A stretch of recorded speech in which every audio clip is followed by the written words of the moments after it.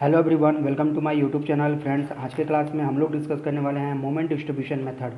देखिए, ये moment distribution method जो है यह फोर्स मेथड और डिस्प्लेसमेंट मेथड, आप एनालिसिस मेथड ऑफ एनालिसिस पढ़े होंगे, तो उसमें ये डिस्प्लेसमेंट मेथड के अंतर्गत ये आता है। ठीक है, तो मोमेंट डिस्ट्रीब्यूशन मेथड हो गया, स्लोप डिफ्लेक्शन मेथड हो गया। ठीक है, तो ये दोनों ही आते हैं आपको डिस्प्लेसमेंट मेथड के अकॉर्डिंग, तो उसमें इसका हम लोग डिस्कशन करेंगे। ये जो मोमेंट डिस्ट्रीब्यूशन मेथड का जो प्रोसीजर होता है, ठीक है, वो सभी बीम पर सेम होता है। बीम, इसका प्रोसीजर कभी चेंज नहीं होता है, और बीम भले चेंज हो जाते हैं, जैसे आपके पास सामने अभी है सिंपली सपोर्टेड बीम है, और ये 2 स्पैन का बीम है। हो सकता है कि 2 से ज़्यादा स्पैन का भी हो, और कैंटिलीवर भी हो जाए, ओवरहैंग भी हो जाए, प्रोप कैंटिलीवर भी हो सकता है। ठीक है, फ्रेम भी होता है, स्वे नॉन स्वे। तो सभी टाइप के बीम पर जो हम प्रोसीजर अभी एक इस क्वेश्चन में करते हैं, यही प्रोसीजर सब में सेम रहता है। इसका प्रोसीजर चेंज नहीं होता है। मोमेंट को डिस्ट्रीब्यूट करने का हो गया, या फिर आपको डिस्ट्रीब्यूशन फैक्टर निकालने का जो प्रोसीजर होता है, वो सब में आपको सेम ही देखने को मिलता है। तो एक एक करके सबका एग्जाम्पल हम लोग देखेंगे। आज के क्लास में हम लोग देखेंगे सिंपली सपोर्टेड बीम को कैसे हम लोग सॉल्व करेंगे। जैसे एक बीम है ए बी स्पैन और बी सी स्पैन के लिए। ए बी पर आपको यूडीएल है, बी सी पर भी यूडीएल है, अलग अलग मैग्नीट्यूड का। इस पर 6 किलोन्यूटन पर मीटर का है, इस पर 10 किलोन्यूटन पर मीटर का है। टोटल 4 स्टेप यहाँ पर फॉलो करते हैं। टोटल 4 स्टेप निकालेंगे।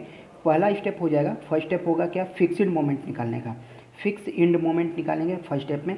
सेकंड स्टेप में एक टेबल ड्रॉ करेंगे। टेबल कैसे ड्रॉ करेंगे वही बताएंगे।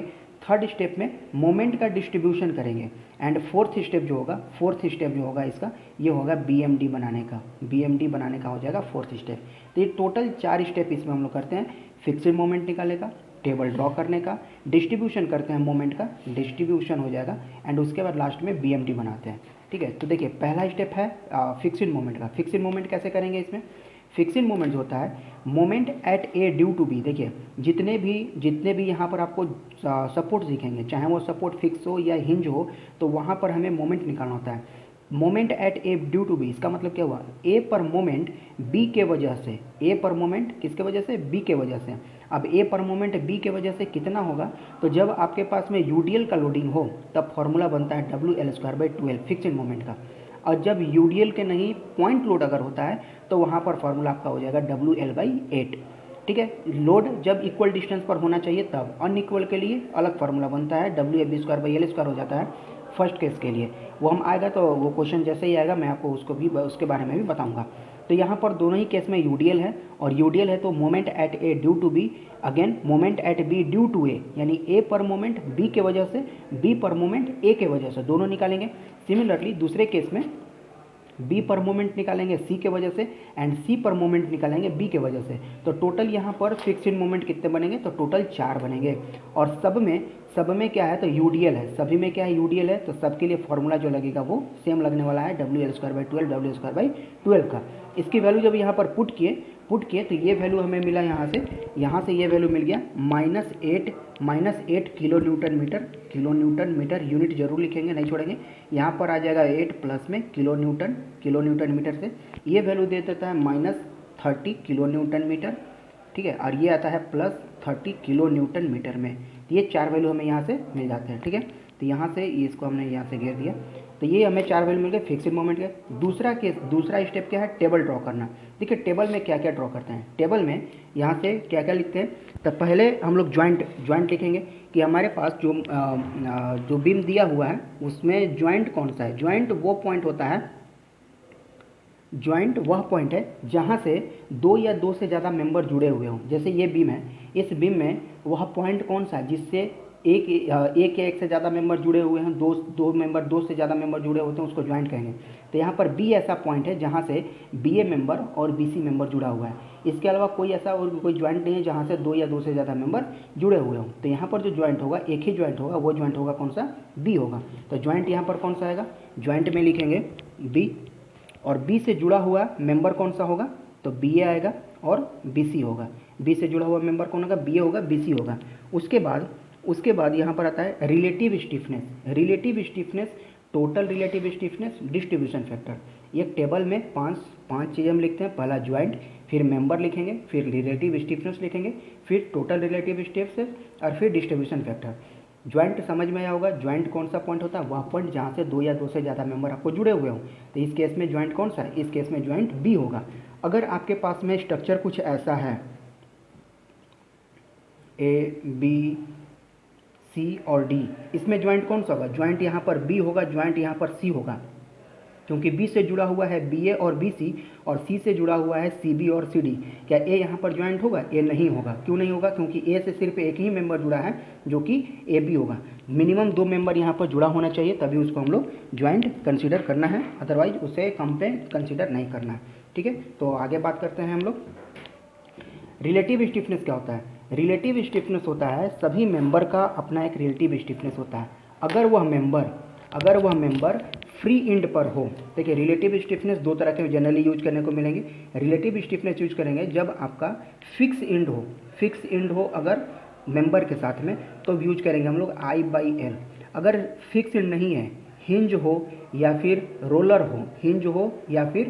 हो, तो इसके लिए जो रिलेटिव स्टिफनेस यूज करना है 3/4 इंटू I/L, 3/4 इंटू I/L।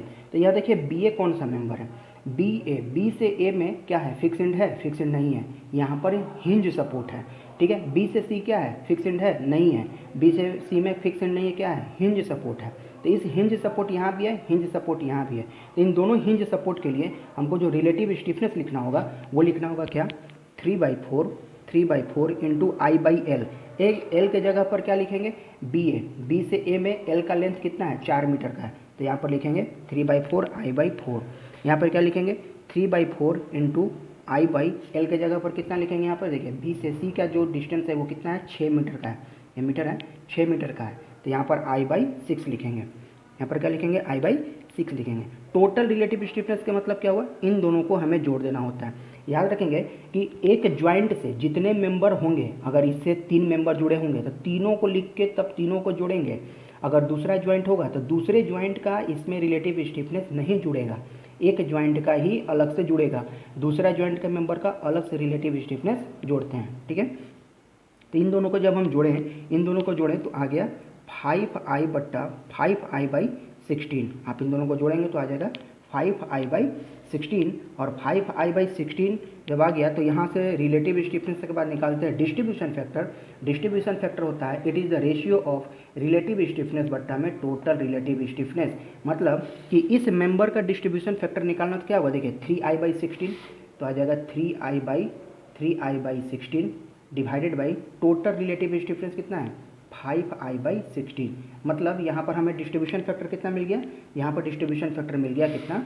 3/5। 3/5 यहाँ पर क्या मिल गया? तो डिस्ट्रीब्यूशन फैक्टर मिल गया। सिमिलरली दूसरे के लिए भी निकालेंगे, RS बट्टा में TRS, ये कितना होता है? यहाँ पर हमें वैल्यू आया है 3I/6×4 3I बट्टा में 24, एंड यहाँ पर आ जाएगा 5I/16। जब इसको हम लोग करेंगे तो आ जाएगा 2/5। देखिए, हमेशा याद रखेंगे कि डिस्ट्रीब्यूशन फैक्टर का समेसन ऑफ डिस्ट्रीब्यूशन फैक्टर एक ज्वाइंट पर, मतलब इन दोनों को एक ज्वाइंट के लिए अगर हम कैलकुलेट कर रहे हैं तो इन दोनों का समेसन हमेशा 1 होना चाहिए। अगर 1 नहीं है तो फिर आपका डिस्ट्रीब्यूशन फैक्टर के कैलकुलेशन में मिस्टेक हुआ है। ठीक है, तो जब आप कैलकुलेट करेंगे तो इन दोनों का वैल्यू मिला करके 1 जरूर आएगा।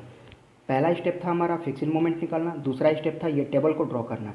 ठीक है, तीसरा स्टेप देखिए, तीसरा स्टेप क्या है? तीसरा स्टेप इसका होगा कि हम लोग को मोमेंट को डिस्ट्रीब्यूट करना होगा। तो मोमेंट डिस्ट्रीब्यूट करने से पहले हमें कुछ स्टेप्स को फॉलो करने हैं। क्या फॉलो करने हैं? तो जैसा बीम दिया होगा वैसा बीम को ड्रॉ करना है। जैसा बीम हमारे पास दिया होगा वैसे बीम को हमें ड्रॉ करेंगे। जैसा दिया होगा मतलब कैसा दिया है?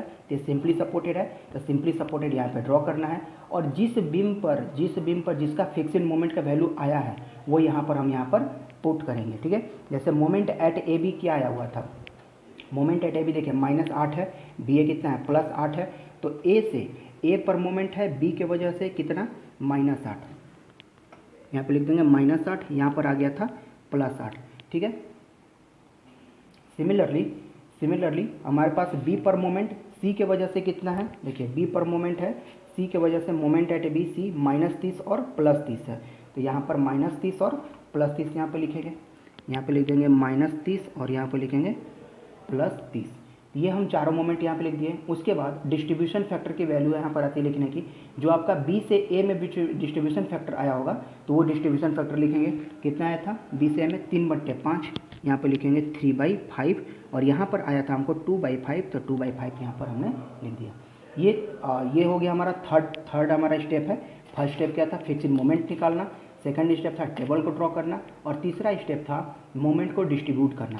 अब देखिए मोमेंट डिस्ट्रीब्यूट तो करेंगे यहाँ पर, लेकिन हम जानते हैं कि मोमेंट जो है फ्री इंड पर या हिंज इंड पर, चाहे रोलर इंड हो, वहाँ पर मोमेंट इंड्यूस नहीं होता, मोमेंट वहाँ पर नहीं होना चाहिए। लेकिन यहाँ पर ड्यू टू लोडिंग होने की वजह से यहाँ पर क्या है, मोमेंट दिख रहा है। यहाँ भी इस इंड पर भी मोमेंट है और दूसरे फाइनल इंड पर भी मोमेंट है। इन दोनों जगहों पर हमको मोमेंट को जीरो करना होगा। क्यों? क्योंकि यहाँ पर मोमेंट ये रेसिस्ट नहीं करता है, फिक्स्ड मोमेंट ओनली रेसिस्ट करता है। ठीक है, तो फिक्स्ड मोमेंट रेसिस्ट करेगा तो इसको क्या करेंगे, जीरो बनाएंगे। जीरो कैसे बनाएंगे, तो यहाँ +30 है तो इसको अगर -30 लिखते हैं तो क्या बनेगा, जीरो बनेगा। सिमिलरली यहाँ +8 है, -8 है, तो यहाँ पर क्या करना होगा, हमें यहाँ पर +8 करेंगे तो यहाँ पर क्या बन जाएगा, जीरो बन जाएगा। ठीक है, यहाँ पर चीज़ों को समझेंगे। सभी क्वेश्चन में ये नहीं होगा। जिस बीम का वह इंड पर हम लोग ये प्रोसीजर करेंगे जहाँ पर कि यह इंड फ्री हो यानी कि हिंज हो या फिर रोलर हो, तो वहीं पर ये प्रोसीजर होगा। अदरवाइज फिक्स इंड अगर होगा तो यहाँ पर वो प्रोसीजर नहीं होगा। ठीक है, जब हम ये प्रोसीजर लगा लेंगे तब हमको क्या करना होता है, इसका हमें कैरी ओवर करना होता है। जब भी ये प्रोसीजर लगाएंगे तो इसका कैरी ओवर मतलब इसका आधा, जितना ये आया हुआ है इसका आधा सेम साइन के साथ में इसके नज़दीक इंड पर आ जाता है। 8 है तो 8 का आधा करेंगे तो 4 आ जाएगा। यहाँ पर -30 की है तो -30 का जो आधा होगा -15 यहाँ पर आ जाएगा। ठीक है, अब यहाँ पर हम क्या करेंगे, अब यहाँ पर डबल लाइन, जैसे बराबर का साइन देते हैं, यहाँ पर डबल लाइन देंगे और सबको हम जोड़ेंगे। जैसे यहाँ पर जोड़ें तो कितना आ गया, 0। यहाँ पर जोड़े तो कितना आ गया, 30 और 15 -45 आ गया। यहाँ पर जोड़े तो 8 और 4 +12 हो जाएगा। और यहाँ पर हो जाएगा क्या, यहाँ पर भी 0, 8 -8 और +8 मिलके 0 हो गया। ठीक है, अब यहाँ पर क्या करेंगे, अब हमारा मोमेंट डिस्ट्रीब्यूशन प्रोसीजर शुरू होगा। अभी तक मोमेंट डिस्ट्रीब्यूशन प्रोसीजर शुरू नहीं हुआ था, अब हमारा मोमेंट डिस्ट्रीब्यूशन प्रोसीजर शुरू होने वाला है। क्या करेंगे इसमें, मोमेंट डिस्ट्रीब्यूशन प्रोसीजर करते कैसे, ध्यान से सुनेंगे। यही प्रोसीजर आपको सभी क्वेश्चन में करने होते हैं कि इन दोनों मोमेंट को जोड़ते हैं। ठीक है, जो भी समेशन है इस ज्वाइंट पर, जिस ज्वाइंट के लिए हम लोग यूज कर रहे हैं, इन दोनों मोमेंट को जोड़ते हैं। इन दोनों मोमेंट को जोड़ेंगे तो कितना आएगा, यानी कि +12 और -45 को करेंगे तो कितना होगा, तो इसमें आएगा -33। माइनस साइन बड़ा है तो -33।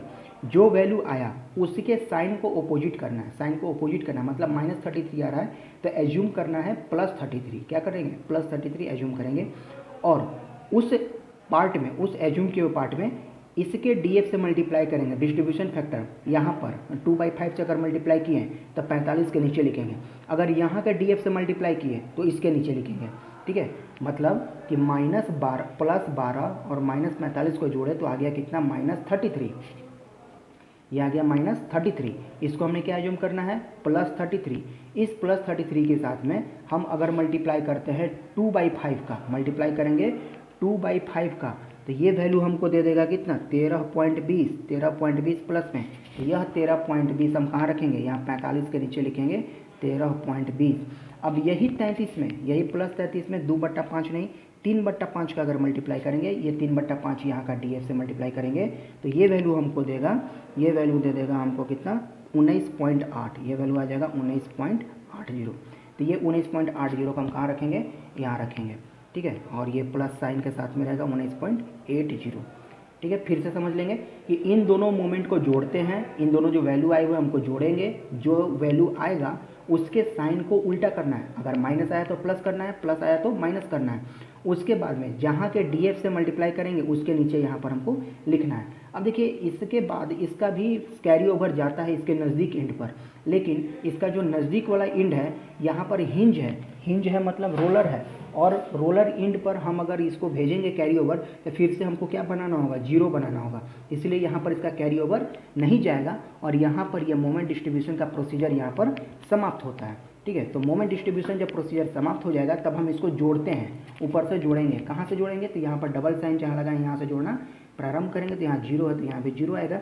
इन दोनों को जोड़ेंगे तो आ गया -31.80 और यहाँ आ जाएगा +31.80। अब देखिए अगर ये वैल्यू आपका सही रहेगा तो ये दोनों आपका क्या आएगा, इक्वल आएगा। Summation of moment at any joint equal to 0 होना चाहिए, तभी आपका वैल्यू सही है। दोनों सेम आता है, सिर्फ यहाँ पर साइन क्या होते हैं, अपोजिट होते हैं। और यहाँ भी आ जाएगा क्या, यहाँ भी हो जाएगा जीरो। तो ये हो गया मोमेंट डिस्ट्रीब्यूशन का आपका प्रोसीजर कुछ नहीं है, सिर्फ क्या होता है कि जिस ज्वाइंट के लिए कैलकुलेशन कर रहे हैं वो ज्वाइंट पर समेशन ऑफ मोमेंट हम लोग करते हैं, जो वैल्यू आता है उसका हम लोग अपोजिट साइन कंसीडर करते हैं, उसके डीएफ से मल्टीप्लाई करेंगे तो वहाँ लिखेंगे, इसके डीएफ से मल्टीप्लाई करेंगे तो यहाँ लिखेंगे। तो आपका moment at A due to B आ गया 0, moment at B due to A हो गया आपका 31.8 प्लस में, B due to C -31 and C due to B again 0 आ गया। अब हमारा लास्ट स्टेप जो है चौथा स्टेप बीएमडी का, बीएमडी के लिए क्या करना होता है, बीएमडी ड्रॉ करेंगे। बीएमडी के लिए एज इट इज बीम बना दिए जैसा हमें दिया हुआ है। इसके बाद हमें एक बीएमडी के लिए अलग लाइन ड्रॉ करेंगे। अब ये लाइन कहाँ पर होगा, जैसे ये बी है इसके लिए सेंटर बना दिया।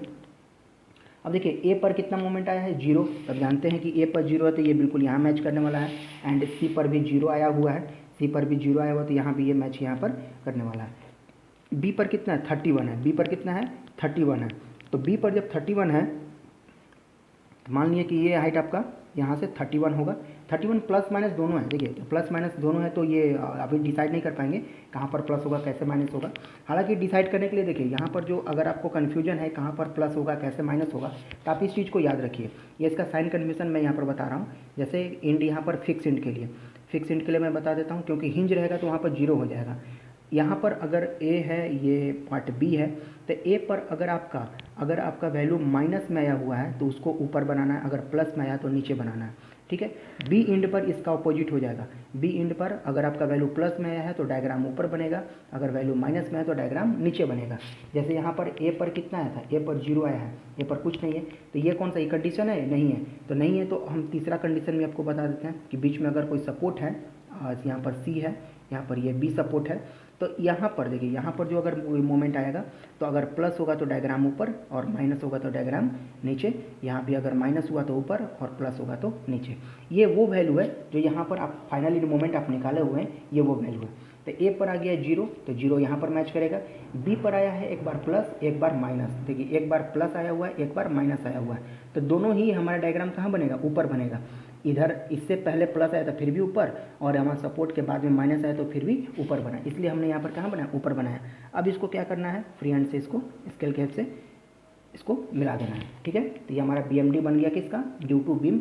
अब ड्यू टू लोडिंग बनाना है। ड्यू टू लोडिंग कैसे बनेगा, तो जहाँ यूडीएल होता है, यूडीएल के लिए maximum free bending moment diagram कैसा होता है, तो पैराबोलिक होता है। तो पैराबोला यहाँ भी बनाएंगे, पैराबोला यहाँ भी बनाएंगे। पैराबोला का जो हाइट होगा वो हाइट होता है WL²/8। तो WL²/8 अगर पुट करेंगे, पहले के लिए W की वैल्यू कितने दिया हुआ है, पहले के लिए दिया हुआ है 6 इंटू L² की वैल्यू हो जाएगी यहाँ पर आपको 4, तो 16 एंड डिवाइड बाई 8, तो 12 आ जाता है। तो इसके लिए जब हम पैराबोला बनाएंगे तो 12 होगा। ये हमको कितना मिला है, ये मिला है 31.8 इसका हाइट, तो 12 इससे नीचे ही होगा सपोज कुछ इस तरह का। तो इसका जो पिक होगा ये 12 किलो न्यूटन मीटर का होगा। सिमिलरली दूसरे का जब बनाएंगे तो W हो गया 10, और आपका जो W की वैल्यू यहाँ पर 10 दिया हुआ है, L की वैल्यू है 36 इंटू 36 एंड डिवाइड बाई 8, तो हो जाएगा 45। तो ये 45 हो जाएगा यहाँ का, ठीक है। तो यहाँ का ये वैल्यू हो जाएगा 45, तो ये 31 है तो 45 इससे थोड़ा सा ज़्यादा होगा। तो ये हो गया आपका प्लस में, ये हो जाएगा प्लस में, और ये बाकी दोनों बचा हुआ माइनस में हो जाएगा।